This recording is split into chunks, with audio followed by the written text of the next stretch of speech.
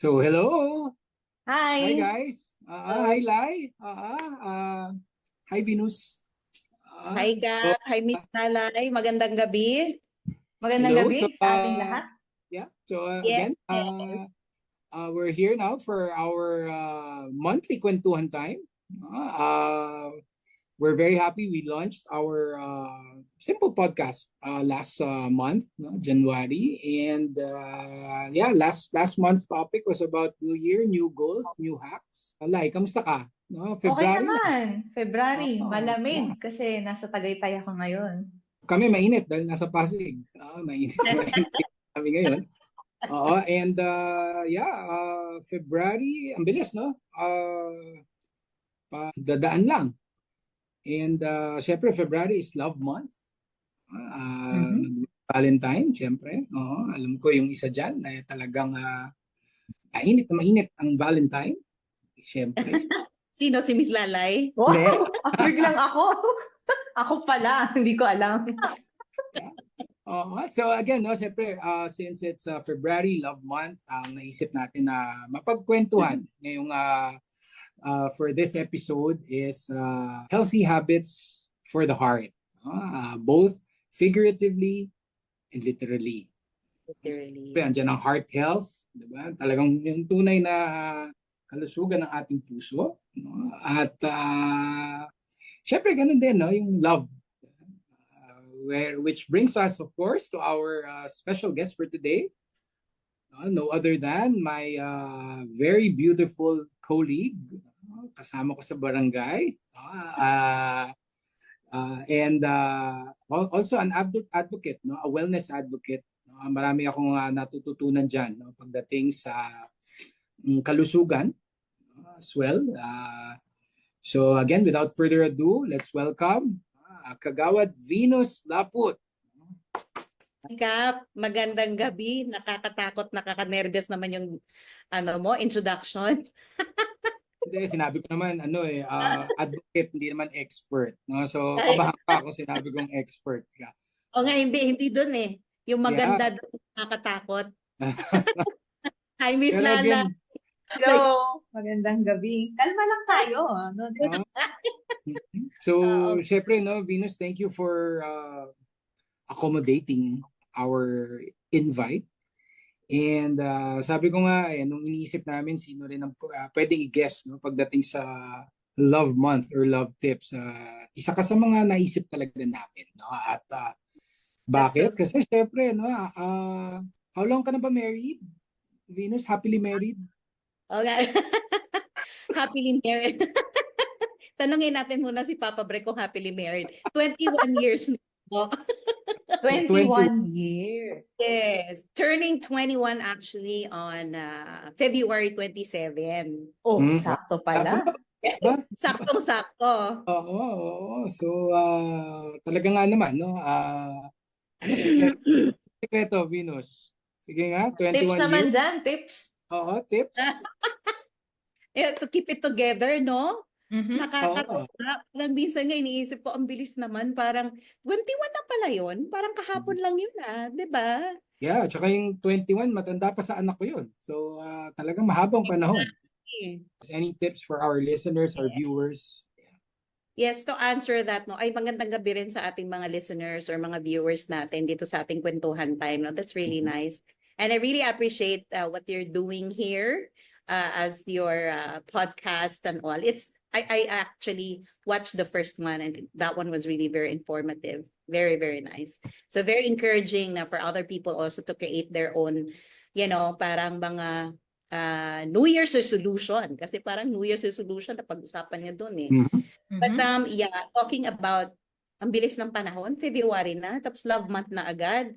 Half of February is almost over and then we're going towards the last 2 weeks. Grabe.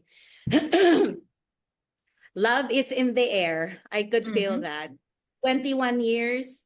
Well, marriage is marriage. You're married to everything.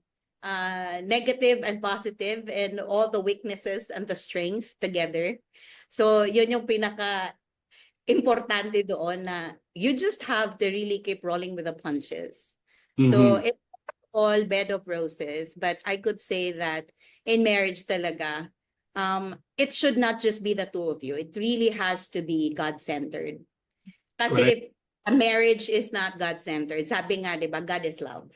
Mhm. And He loves us all very, very much. So we're created out of love. So dapat hindi siya just between you and your spouse, if you are married, or just you and your girlfriend. Hindi pwede, or just you and your boyfriend.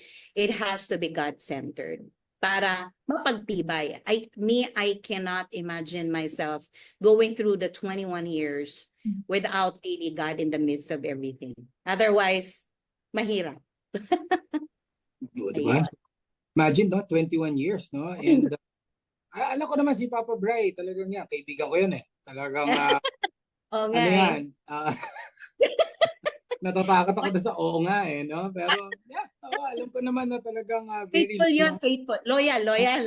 mahal na mahal ka ni Brian. Mahal ang Sige, bilihin. ano, May segunda question lang ako, no? So, since we were talking about tips to keep your marriage intact, di ba? You mentioned God-centered. Siguro, maybe we can talk about the human side of it. Kasi usually we have differences, di ba? We also have similarities. No? So, usually pag lumalabas na yung differences, di ba, doon na namin sila nagka-clash, no? So, how do you manage to go beyond the conflicts that you experience? Alam mo, mahirap pikiin yun eh, because the reality is, iba yung ikaw when you are inside a home, iba yung nasa labas ka. Like, when you are totally a different person when you're outside your home. And then when you're inside, yun na yung talaga yung totoo na 24 hours kayo halos magkasama. Every day there are so many surprises na sasabihin mo, oh my gosh, this is I did not sign up for this. Hindi itong lalaki ko. You know what I mean? Or like, ganun din yung lalaki. They would always say, hindi ito yung babae na gulo-gulo yung buhok pagising sa umaga. I mean, I don't know how much you can tolerate that, but that's just the minor things, no? But reality is, you really have to learn the weaknesses and strength of each other kasi dapat magko-complement kayo eh. Like for example, it so happen, ito nakakatuwa, sa daldal kong to, madaldal ka. Hindi lumabas. Parang hindi. Kapag mo abot tayo na isang oras, sige ka. Pero totoo yan, I have to agree with you, no? Ako talaga, yung babae, na bagong gising. Pag ako gandang-ganda ako doon, yun na yun. That's it. Really? Pag nakita mo ko, that's it. Pero pagka yung bagong gising at yung, ano to? Ito ba yung kasama ko? Nabudol. Nabudol ako doon pagka ganun. Pero pag again, no, totoo yan eh, yung the imperfections. Mas pagka na minahal mo ang tao, yeah, in spite of their imperfections, para sa akin yun naman. Sabi nga nila, there are 5 kinds of love languages. Meron yung in words, you have to affirm each other. Because kahit na you go through a lot of things and then, di ba merong mga tao na service sila? Yung love language nila ay service. So hindi mo... Si Raymond yun. Si Raymond. Siya yun. Ayun pa. Oo nga, Kap. No, ikaw. Hindi lang yan. I could attest that ha. Hindi lang yan siya service, ang language of love niya. Talagang, affirmation. Yun talaga siya. Kaya love na love yan, Miss Lalay, ng lahat eh. Naku, baka saan tayo mapunta nito ha. Hindi, totoo.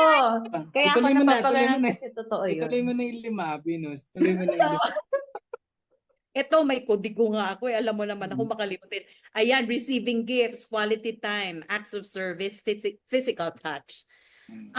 For so many women, I think maraming babae makapag-relate sa amin. We want affirmations.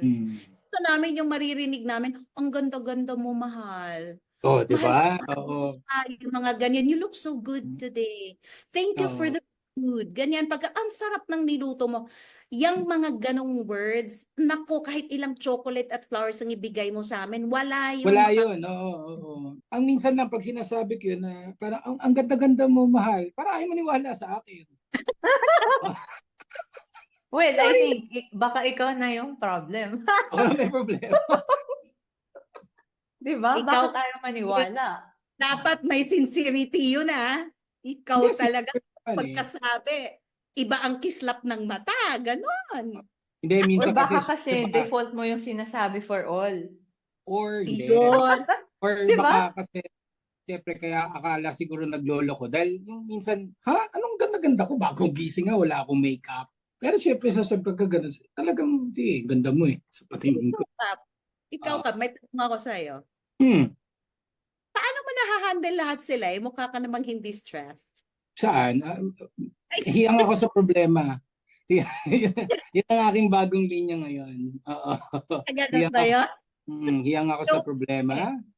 At syempre, kumuha ka ng magaling na aesthetic lounge. Petition. Ay, Yeah. Di ba? Pag Mamaya meron ba ka yung- nun, pag meron ka nun, ayun ba yun? Yun, dapat ganon. So, I don't Pero know yan, if you no? really Yeah. agree na, you know, for women talaga, di ba, Miss Lalay, no? Parang receiving gifts, parang it's, I don't know, sa akin, no, parang mas gusto ko yung affirmation and then, of course, the receiving gifts, but it has to be, ang pinakauna talaga is affirmations, eh, because not every day that you can afford to buy your partner anything, especially for women. Kami mga babae ka pa, syempre mga tampururot kami and all. Syempre isang ano lang gesture of a little bit of touch there and then kasama na yung affirmations mo. Kasi kahit bibigyan mo ng bulaklak yan, baka ihampas pa yun sa'yo pagka wala mo ng I love you, mahal.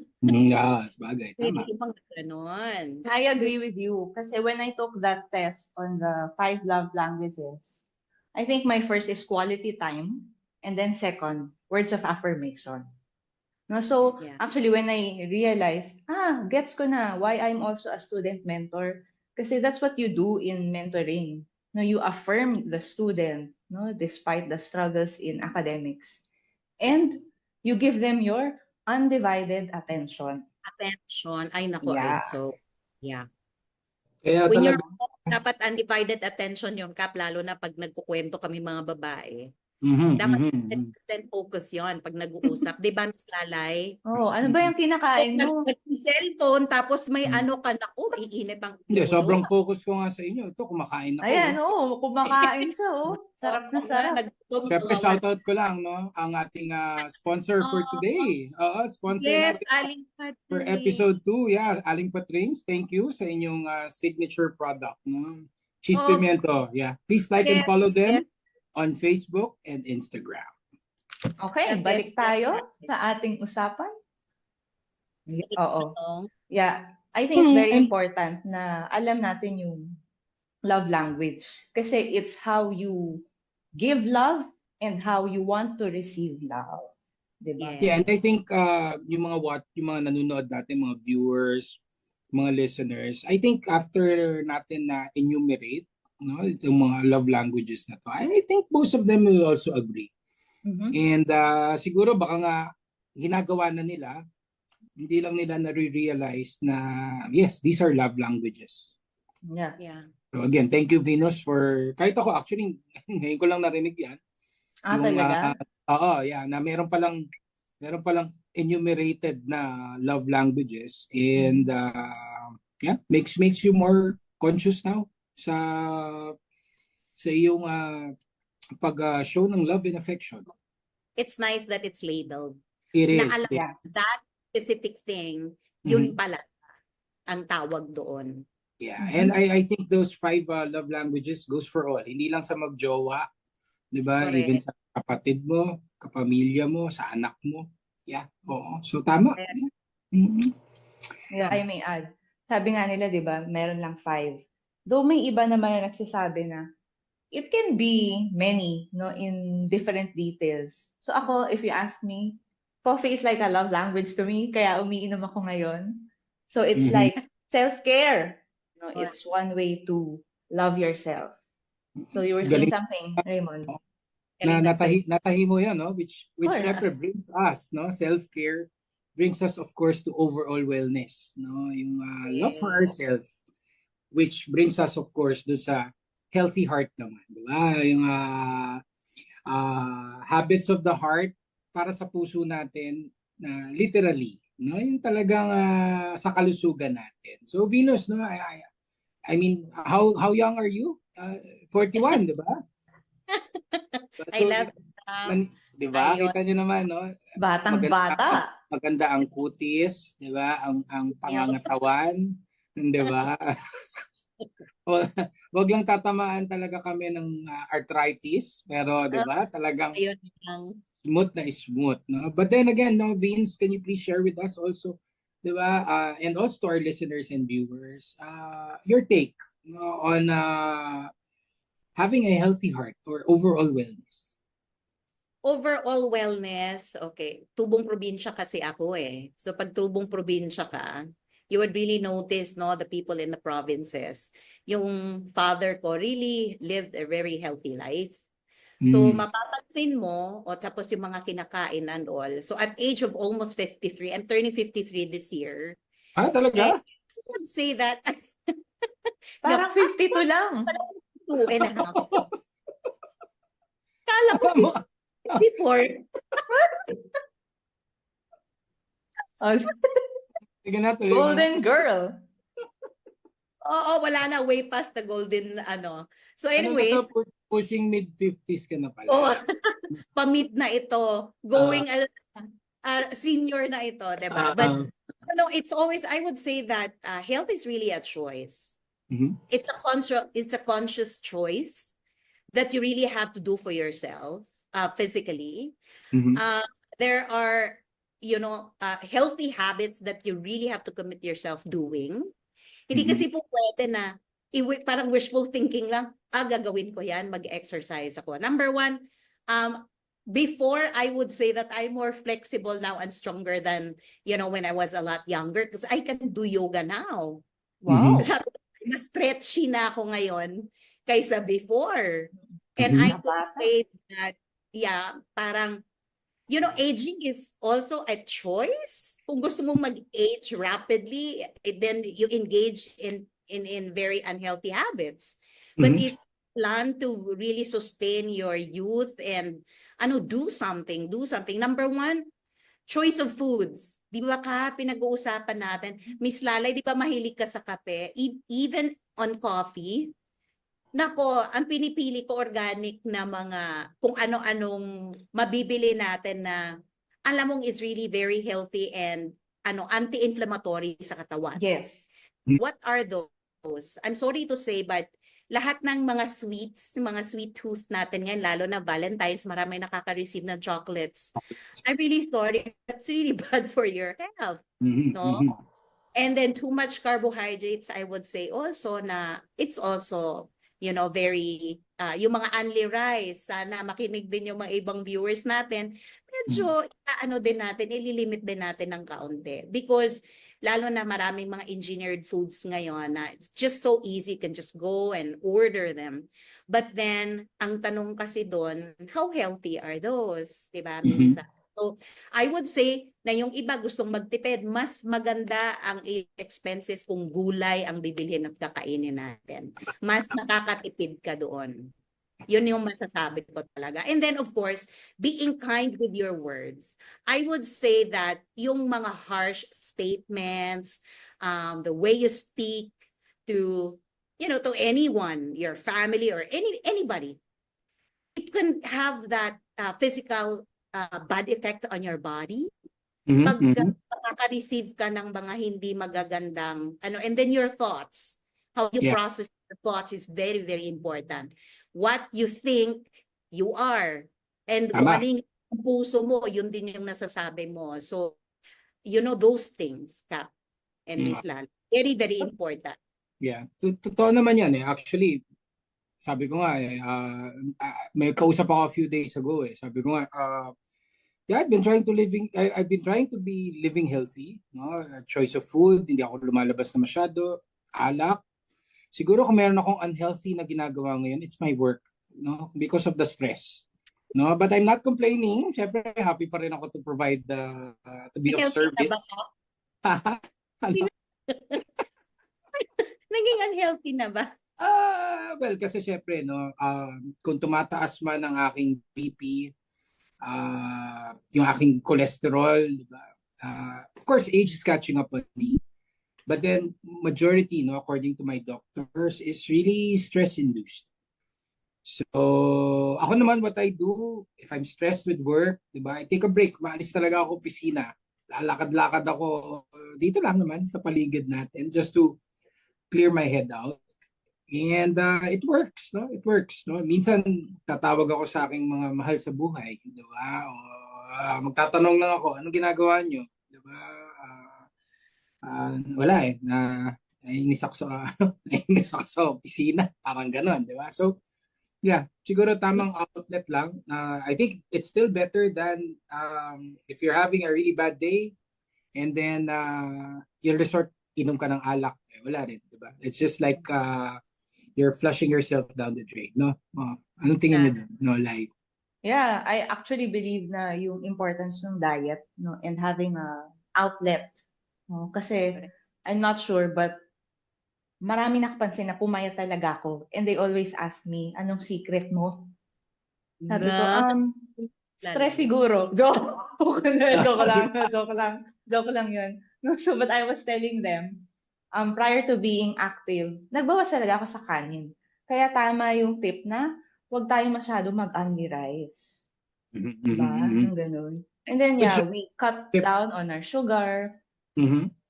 Kasi, I mean, our body needs it, but not to the point of extreme, diba? Tsaka hindi na yung ganong artificial, diba? Yung, kumbaga, yung mga soda. Oo. Kaya ang kape ko, black po yan. Walang creamer, walang asukal. Yeah. Kami rin ni Venus. Yeah, di ba, Vince, pag nag-meeting tayo, di ba, talaga black coffee. Yeah. And then the importance of having an outlet. Ay, sorry. Yes, you were saying something. Ay ko si kapag kumakain yan, pagka kumakain kami sa labas, salad parati yan. Umpisa yan ng salad and then it works, you know, magiging kambing.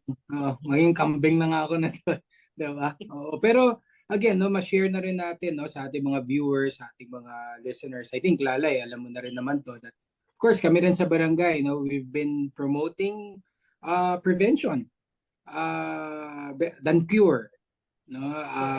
Of course, through the Barangay Council, we've launched the Balik Super Alindog program where we started it for our employees muna. No? Dahil nga, nagiging growing concern na talaga na ang tao umaasa na lang talaga sa gamot. And ang iniisip kasi ng tao, lalo na mga Pilipino, is may gamot naman eh. Pero yeah, naku-cure nga ang diabetes mo or ang hypertension mo. Pero ang other organs mo, tinatamaan naman. No? So, yeah. So you end up doing dialysis and the like. So sabi nga nila, kahit mga, yan, sila Venus, naaawa na rin sa dami ng taong lumalapit sa akin dahil sa sakit. No? And yeah, kaya namin naisip din na talagang ang ating i-promote this time yung Balik Super Alindog para sa aming mga empleyado. No, para magkaroon ng guidance, and it's a holistic approach. Hindi lang siya pagbaba ng timbang. Naglolokohan nga kami nila Venus eh. Bumaba nga timbang, may TB naman pala na dahil nga nagpapayat ng gusto, 'di ba? Pero holistic ang gusto namin eh, 'di ba? Yung pagbaba ng timbang, syempre a few days back nagkaroon tayo ng pinatest natin yung mga participants natin, Venus, sa ating partner fitness center. No, at yun, chinek ang kanilang BMI, no, yung mga body mass index, body fat composition, and yeah, I think this program looks bright, and yeah, we're excited for it. Hanggang December pa to kasi ang assessment naman ng ating mga participants is until December quarterly. Yeah. So, yeah, Venus, 'di ba? Pag-usapan natin 'to nung nakaraan, 'di ba? And we're excited. Even sila kagawad, they're all on board para matulungan din mga empleyado. Especially like ito, in the last 3 months, 'di ba, Venus, we've had like or 4 strokes sa aming workforce. And Oo, so nakakasad. yeah, not Alarming. all of them are, ang babata pa. So, root of it all, lifestyle, kinakain. Correct. That's so true. Which So, reminded me no of Mm. a parang it's an adage that says from an Ayurveda method of healing our body. It says there, eat your food as your medicine. Eat your food as your medicine, so you won't have to eat your medicine as your food. So aba, it's really, really important, 'di ba po? Ganda nun. di talaga tayo nagkamali sa guest natin. Totoo, Perfect. oo, yun talaga siya eh. At the end of the day, pagsisisihan mo talaga yung hindi natin makontrol ang ating appetite.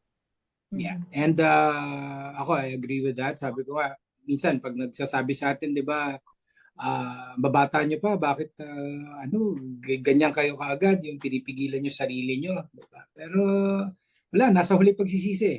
Diba? At again, Nandiyan ka studies daw really, eh. ano, Andiyan ka. naku, Andiyan. patay tayo dyan. Oo. Butas na bulsa. Butas na bulsa. Santa Claus, 24/7. Naku po. Yes. Gano'n lang, ring me.